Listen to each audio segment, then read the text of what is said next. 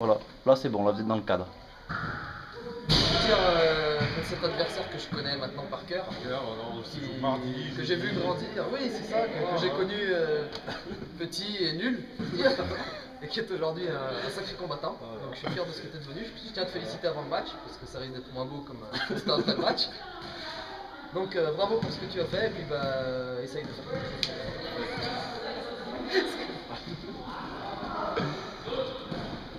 Donc nous avons entendu les commentaires de Pierre Murat dans toute sa splendeur.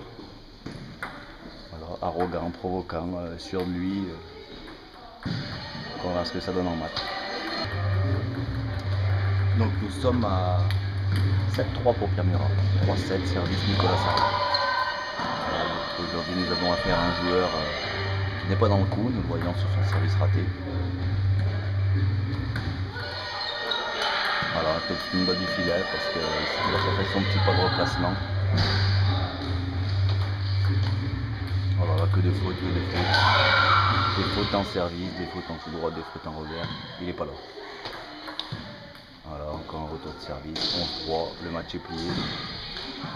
Je pense qu'on ferait mieux de plier la table et de jouer contre la table.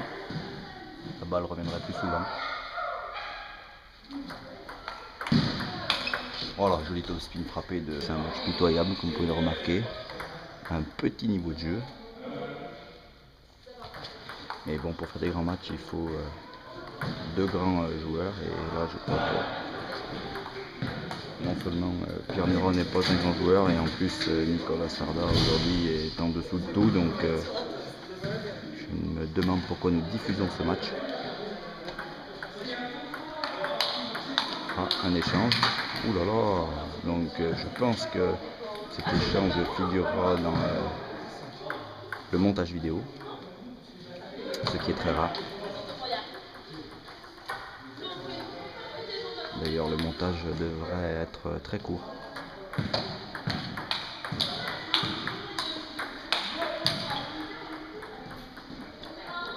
Et oui, nous voyons sur la figure de Nicolas Sarr un manque total de motivation. Que se passe-t-il dans la tête de ce joueur qui nous a habitués à beaucoup plus de combativité? Est-ce peut-être le match précédent où David Barillon lui a enfoncé un clou sur la tête? Je pense que ça doit être ça, il est complètement démobilisé. Alors là on voit un superbe échange en top sur top, mais c'est magnifique.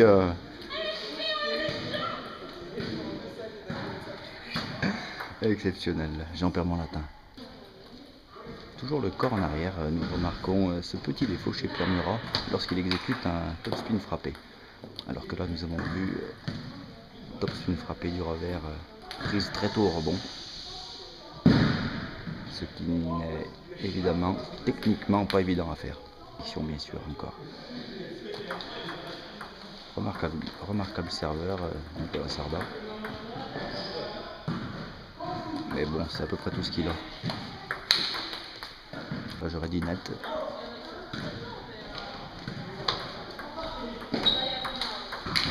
Oh là là, ça s'appelle un scud. Petit côté.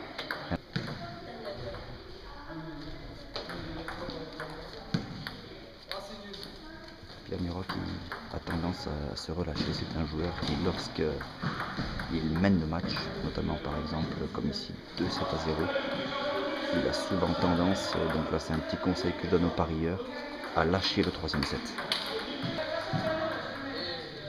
Voilà, Pierre Murat s'agace. Je l'avais conseillé aux parieurs, il lâche souvent le troisième set lorsqu'il mène le 0. Voilà, voilà, et voilà. J'espère que les parieurs d'RMC, notre partenaire, ainsi que Orange, j'espère que tous les parieurs m'auront écouté. Donc là normalement ça devrait être une boucherie. Le quatrième set est très dur à prendre à Pierre Murat, surtout lorsqu'il vient de perdre le troisième. Donc vous pouvez miser sur le quatrième sans problème.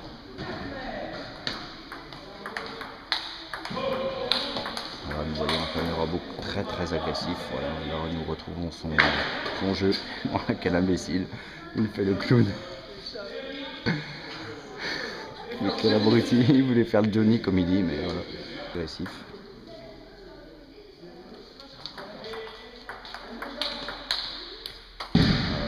Sarda n'y croit plus. Je vous l'avais dit, les parieurs, ça va être une boucherie. Il tente de voler les balles, laisse marquer 4-5 points. Voilà, donc nous voyons un bloc en ligne droite qui, je pense, ah oui, exact, il l'a pris de la tranche. Ça me paraissait quand même curieux qu'il réussisse un bloc de cette qualité. C'est un peu limite. Je suis confus, chers téléspectateurs, de vous montrer un tel spectacle. Sachez que le match suivant, David Varillon va faire son entrée en jeu en demi-finale face à Pierre Murat, ce qui promet d'être un très grand match. Voilà, donc la parole aux joueurs maintenant.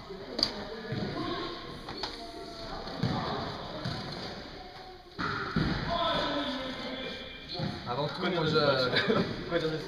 je tiens à m'excuser auprès des téléspectateurs pour la prestation. Parce que je venais de le faire. J'ai l'habitude de jouer quel que soit l'adversaire et de donner mon plein régime, et aujourd'hui je me suis abaissé à son niveau et ça n'a pas été terrible.